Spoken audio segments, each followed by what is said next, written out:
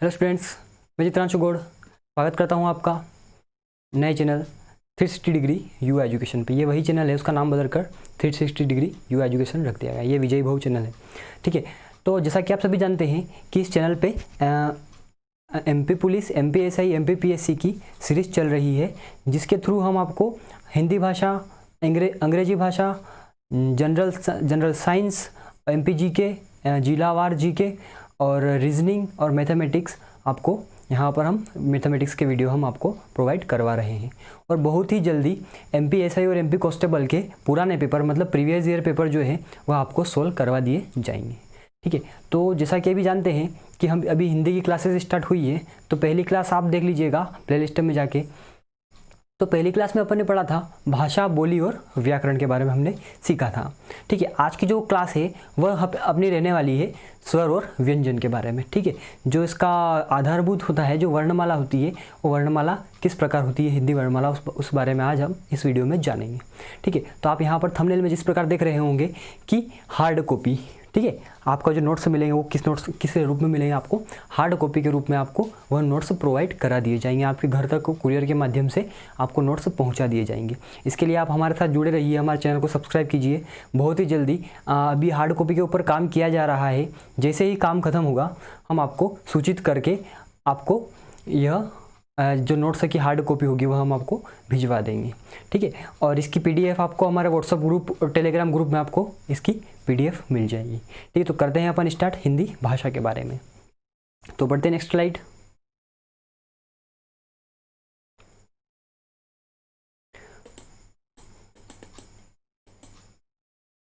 तो भाषा कि देखो, हिंदी भाषा जो है इसमें सबसे पहले डेफिनेशन अपन पढ़ लेते हैं वर्ण की, कि वर्ण क्या होता है, ठीक है। तो वर्ण क्या चीज़ होती है? वर्ण हिंदी भाषा में वह मूल ध्वनि है जिसका विभाजन नहीं हो सकता, ठीक है। मतलब जैसे कि मैं कुछ बोल रहा हूँ, मैं क्या बोल रहा हूँ, मैं आपको वर्ण बोल रहा हूँ। वर्ण लिख भी सकते हैं, वर्ण बोल भी सकते हैं, लिखित भी होता है और मौखिक भी होता है, ठीक है। जिसका डिवीज़न नहीं हो सके उसे क्या कहते हैं, हम वर्ण कहते हैं, ठीक है। या फिर ऐसा कहा जाए कि ध्वनियों का संबंध जहाँ भाषा के उच्चारण पक्ष से होता है, वहीं वर्णों का संबंध लेखन पक्ष से होता है। जैसे कि मैं आपको बोल रहा हूँ, तो जो मैं आपको बोल रहा हूँ किसके थ्रू बोल रहा हूँ, मैं आपको आवाज़ के थ्रू बोल रहा हूँ। और अगर मेरे को लिखना होगा तो मैं किसके थ्रू लिखूँगा, मैं वहाँ पर वर्णों के थ्रू लिखूँगा। उसी चीज़ को क्या कहते हैं अपन, वर्ण कहते हैं, क्योंकि मैं अपनी ध्वनि तो लिख नहीं सकता हूँ, ठीक है। और आगे अगर अपन बात करें तो हिंदी भाषा में संपूर्ण वर्णों के समूह को वर्णमाला कहते हैं। तो वर्णों का जो समूह बनता है पूरा, जितने भी हिंदी में वर्ण हैं उन्हें हम क्या कहते हैं, वर्णमाला कहते हैं। और ये वर्ण की जो माला बनी है, ठीक है, इसको आज पूरी तरीके से हम इस वीडियो में जानना है।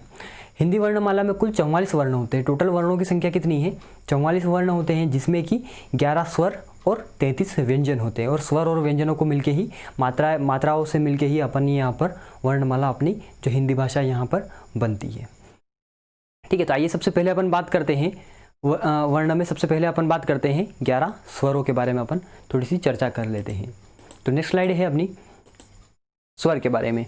तो स्वर वे वर्ण हैं जिनका उच्चारण करते समय वायु बिना किसी अवरोध या रुकावट के मुंह से बाहर निकलती है, ठीक है। जैसे कि मैं बोल रहा हूँ तो इन स्वरों का अगर मैं उच्चारण करूँगा अ, आ, ई, उ, ए, आई, औ और औ, अगर मैं इनको बोलूँगा तो मेरे जो मुंह से जो वायु निकलेगी, मेरे गले से जो वायु निकलेगी उसमें रुकावट से बाहर निकलती, ठीक है।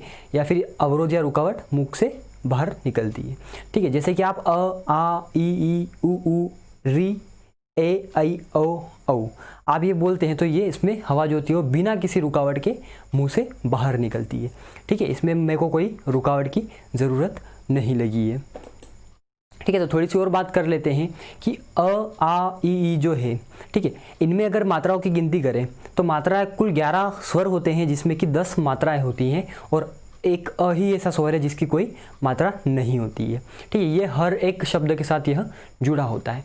जैसे कि क आपको बनाना है क कबूतर वाला, ठीक है, तो क प्लस अ करोगे तभी आपका पूरा क्या बनेगा, क बनेगा, ठीक है।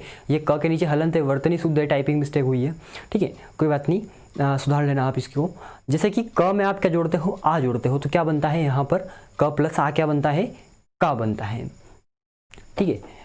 और इनमें अ को छोड़कर शेष सभी स्वरों के लिए मात्रा चिन्ह बनाए गए हैं। आप अगर सभी स्वरों को देखेंगे तो सबकी अपनी अपनी एक मात्रा है, ठीक है, लेकिन यहाँ पर जो अ है, इस अ की कोई मात्रा नहीं होती है।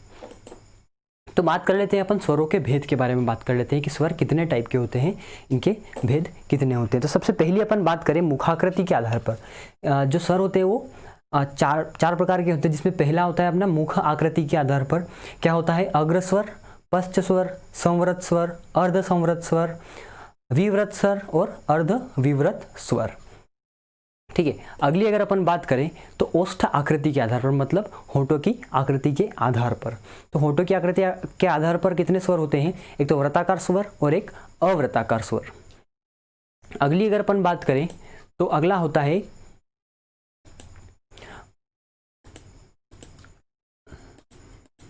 अगला जो अपना होता है वह होता है उच्चारण समय के आधार पर। ये दो प्रकार के होते हैं अपने पास, एक तो ह्रस्व स्वर और एक दीर्घ स्वर। ठीक है, उच्चारण स्थान के आधार पर, उच्चारण के आधार पर दो प्रकार के स्वर होते हैं। पहला होता है उच्चारण समय के आधार पर और दूसरा होता है उच्चारण स्थान के आधार पर। तो ये जो सारी जो टोटल चीजें हैं इनके बारे में अपने को विस्तार से पढ़ना है। तो अपन सबसे पहले लेते हैं मुखाकृति के आधार पर स्वर। ठीक है, अब जो अग्र स्वर, पश्च स्वर, संवृत स्वर और ये जितने भी 6 स्वर आपको दिख रहे हैं, इनको अपना थोड़ा सा क्या है, अपने को इसमें डिटेल में पढ़ना है। तो डिटेल में चलते हैं अपन मुखाकृति के आधार पर स्वर। तो सबसे पहले बात करते हैं अपन अग्र स्वर की। कौन से स्वर की? सबसे पहले अगर अपन बात करते हैं अग्र स्वर की, तो जिन स्वरों के उच्चारण में जिह्वा का आगे का भाग सक्रिय रहता है उन्हें अग्र स्वर कहते हैं, जैसे कि अ, ई, ए। ठीक है, यह कौन से स्वर कहलाएंगे? ये जो आपके हैं यह अग्र स्वर कहलाएंगे। इसके बाद अपना आता है पश्च स्वर आता है। कौन सा आता है? इसके बाद अपना आता है पश्च स्वर। ठीक है, मतलब जिन स्वरों के उच्चारण में जिह्वा का पिछला भाग सक्रिय रहता है उन्हें क्या कहते हैं? पश्च स्वर कहते हैं, जैसे कि आ, उ, औ और औ। ये क्या कहलाते हैं? पश्च स्वर कहलाते हैं। सिंपल सी बात है, अग्र मतलब आगे होता है, पश्च मतलब पीछे होता है और इसका संबंध जिह्वा से होता है। अगली अगर अपन बात करें संवृत स्वर, तो संवृत का अर्थ होता है कम खुला हुआ। जिन स्वरों के उच्चारण में मुख कम खुला हुआ, आप जब अगर बोलते हो तो आपका मुंह थोड़ा कम खुला हो, उन्हें क्या कहते हैं? उन्हें हम संवृत स्वर कहते हैं, जैसे कि ई और उ। आगे बात करें अर्ध संवृत है, ये वर्तनी मिस्टेक है, ठीक है, टाइपिंग मिस्टेक है। तो इसको बोलते हैं अपन अर्ध संवृत स्वर, मतलब जिन स्वरों के उच्चारण में मुख संवृत स्वरों से थोड़ा अधिक खुले उन्हें क्या कहते हैं? अर्ध संवृत स्वर कहते हैं। ठीक है, अगली बात अपनी आती है, अगली जो आती है वो है अपना विव्रत स्वर। तो विव्रत का अर्थ होता है अधिक खुला हुआ। क्या होता है? विव्रत का अर्थ होता है अपना अधिक खुला हुआ, मतलब आप देख सकते हो डेफिनेशन। ठीक है, जिन स्वरों में उच्चारण में मुख अधिक खुला हो उन्हें क्या कहते हैं? अपन विव्रत स्वर कहते हैं, जैसे कि आ। जैसे आप जब आ बोलोगे तो आपका मुंह क्या होगा? पूरी तरह से खुल जाएगा। तो ये कौन सा स्वर हो गया अपना? आ। ये जो है अपना विव्रत स्वर है। ठीक है, सीधी सी बात है, संवृत मतलब कम खुला हुआ, अर्धव्रत मतलब थोड़ा सा ज़्यादा खुला हुआ, विव्रत मतलब पूरा मुंह खुला हुआ। इसके बाद बात आती है अपनी अर्ध विव्रत स्वर की। ठीक है, विव्रत स्वर से थोड़ा कम और अर्धव्रत से थोड़ा अधिक मुख खुलने पर जिन स्वरों का उपयोग किया जाता है उन्हें हम अर्ध संवृत स्वर कहते हैं। ठीक है, जैसे कि ए और औ। ठीक है, नेक्स्ट अगर अपन आगे अगली स्लाइड पे बढ़ते हैं, इसका आप स्क्रीनशॉट ले लो ना, बहुत इंपॉर्टेंट चीज़ है। वैसे इसका पूछा नहीं जाता है, लेकिन कभी भी आपको पूछ लिया जाता है कि हो सकता है कभी बहुत डीप, बहुत रेयर केस में इसका क्वेश्चन बनता है। ठीक है, तो अपन सीधे अपन पॉइंट पे चलते हैं। तो इसका आप स्क्रीनशॉट ले लो, मैं अलग हट गया हूँ। ठीक है, नेक्स्ट स्लाइड आती है अपनी ओष्ठ आकृति के आधार पर। ओष्ठ का मतलब होता है होंठ। ठीक है, होंठ की आकृति के आधार पर स्वरों के कितने भेद होते हैं? पहला अपन ने पढ़ चुके हैं, कौन सा? पहला जो अपन ने पढ़ा है वो है अपना मुखाकृति के आधार पर, मतलब आपके मुंह की आकृति के आधार पर। दूसरा है ओष्ठ आकृति के आधार पर। तीसरा है अपना उच्चारण समय के आधार पर और चौथा है अपना उच्चारण स्थान के आधार पर। ठीक है, तो ओष्ठ आकृति के आधार पर स्वरों के कितने भेद होते हैं? 2 भेद होते हैं, जिसमें पहला है आपका वृत्ताकार स्वर। मतलब वृत्ताकार स्वर क्या होता है? वे स्वर जिनके उच्चारण में होठ कैसे हो जाते हैं? अपने वृत्ताकार हो जाते हैं, उन्हें क्या कहते हैं? वृत्ताकार स्वर कहते हैं, जैसे कि उ, ओ।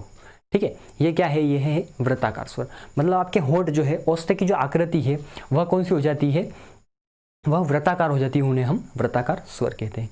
अवृत्ताकार का यहाँ पर आप तात्पर्य समझ चुके होंगे, जिसका मतलब जिस स्वर को बोलने में आपका मुंह क्या हो, मतलब सॉरी आपका होठ जो है वह वृत्ताकार न हो, वह क्या होता है, अवृत्ताकार स्वर होता है। जिसमें होठ गोल ना हो वह अवृत्ताकार स्वर होता है।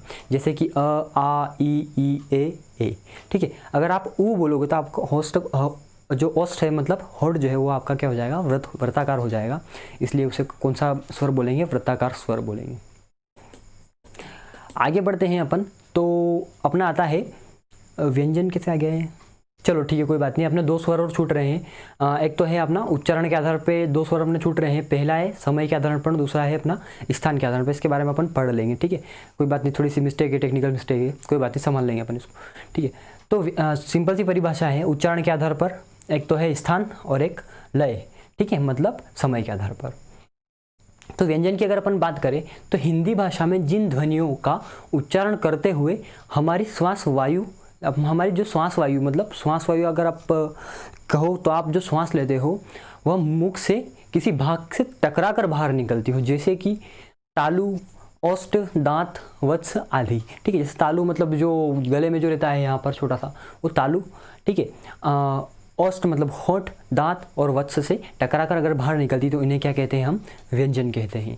जैसे कि क, उदाहरण के लिए माने क, तो क के उच्चारण के समय जो वायु आपके गले में होती है उसमें अवरोध उत्पन्न होता है, गले में अवरोध उत्पन्न होता है। आप क बोल के देखिए, ठीक है। इसका एक्सपेरिमेंट भी आप अगर साथ साथ करते रहेंगे तो थोड़ा अच्छा होगा कि जब आप क बोलते हो तो इसमें जो अवरोध होता है वो कहाँ पे होता है, गले में होता है। इसके बाद प की अगर अपन बात करें तो प के उच्चारण में क्या होता है, होठों के पास से वायु का अवरोध होता है, ठीक है। आप बिना होठ बंद करे आप प नहीं बोल सकते हो। अतः व्यंजन में वर्ण वह चीज है जिनके उच्चारण में मुंह में वायु के प्रवाह में अवरोध उत्पन्न होता हो, ठीक है, वह क्या कहलाते हैं, अपने व्यंजन कहलाते हैं। और व्यंजनों की कुल संख्या अपनी कितनी है, 33, और स्वरों की संख्या भी अपन ने पढ़ी थी, कितनी थी, 11 थी, ठीक है। अब व्यंजन भी कई अलग अलग प्रकार के होते हैं। अब व्यंजन को क्या करा, वर्ग में बांटा गया। तो सबसे पहला जो अपना वर्ग आया है वह बनता है अपना क वर्ग बनता है, आप देख पा रहे होंगे, ठीक है। जो पहला जो वर्ग बना है अपना, वो कौन सा वर्ग बना है, वो जो अपना बना है क वर्ग। और इस क वर्ग के अंदर आपके 5 वर्ण आते हैं, ठीक है। इस क वर्ग के अंदर कितने वर्ण आते हैं, अपने 5 वर्ण आते हैं, जैसे कि क, ख, ग, घ और ण। ये 5 वर्ण काय में आते हैं, क वर्ग के अंदर आते हैं।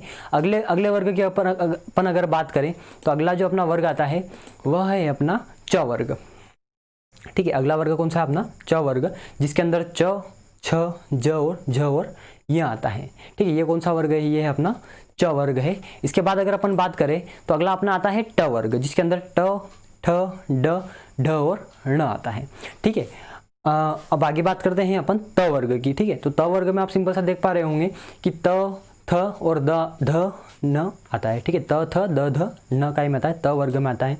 आगे और अपन बात करें प वर्ग की तो प, फ, ब, भ और म अपना इसमें आता है। तो आप यहाँ पर सिंपल सी बात समझ चुके होंगे कि ये वर्ग क्यों बांटे गए। तो क वाला जो है देखिए, क, ख, ग, घ, ण, मतलब इसका नेतृत्व कौन कर रहा है, क कर रहा है, तो ये कौन से वर्ग का है, क वर्ग का है। एग्जाम में पूछा जा सकता है आपको कि कौन सा जो वर्ण है किस वर्ग का है।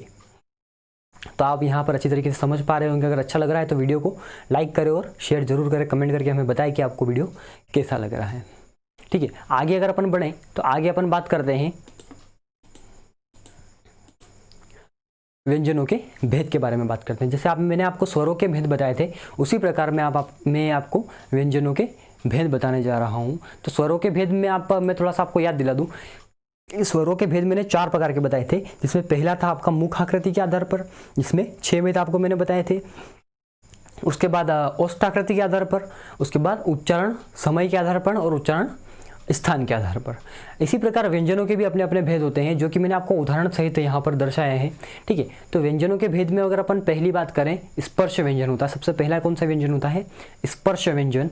मतलब जब क्या करते हो आप, कोई सा भी आप व्यंजन बोलते हो तो जो आपकी जो मुख से जो स्पर्श करके निकलता है, जो भी व्यंजन जो है आपके मुंह से स्पर्श करके निकलता है, वह क्या कहलाता है, अपना स्पर्श व्यंजन। जैसे कि अभी मैंने आपको वर्ग बताए, 5 के वर्ग बताए, क वर्ग, च वर्ग, ट वर्ग।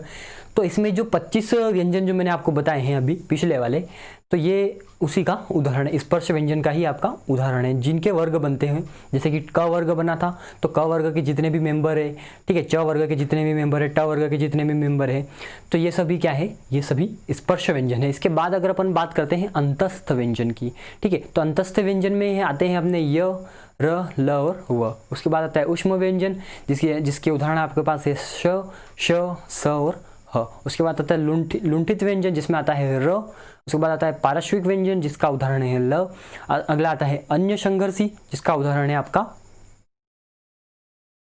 जिसका कौन सा आता है, अन्य संघर्षी है, जिसका उदाहरण है आपका ख, ग, ज्ञ और फ। इसके बाद आता है अपना उत्क्षिप्त व्यंजन, ठीक है, जिसका उदाहरण है आपका ड और ढ।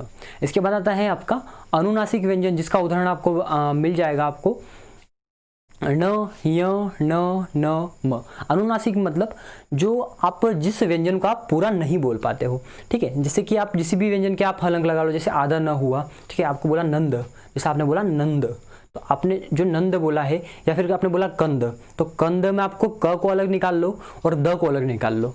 उसके बीच में जो शब्द आता है न, उसको कौन सा व्यंजन बोलेंगे आप, उसको अनुनासिक व्यंजन बोलेंगे, क्योंकि आपने उस व्यंजन को पूरा नहीं बोला है, ठीक है। तो आपको ये बात अच्छी तरीके से समझ में आ रही होगी, और संयुक्त व्यंजन के बारे में मैं आपको अगली स्लाइड में बताता हूँ। तो बढ़ते हैं अगली स्लाइड की ओर। संयुक्त व्यंजन, ठीक है, तो संयुक्त व्यंजन आपको कुछ इस प्रकार से मिलेंगे, जैसे कि श। ये जो अपना श जो है, ये किस प्रकार से बना है, ये जो श जो बना है वो अपना क और श से मिलकर बना हुआ है, मतलब दो स्वरों, दो व्यंजनों का संयुक्त होने से जो व्यंजन बनता है वह कौन सा व्यंजन कहलाता है, संयुक्त व्यंजन कहलाता है, ठीक है।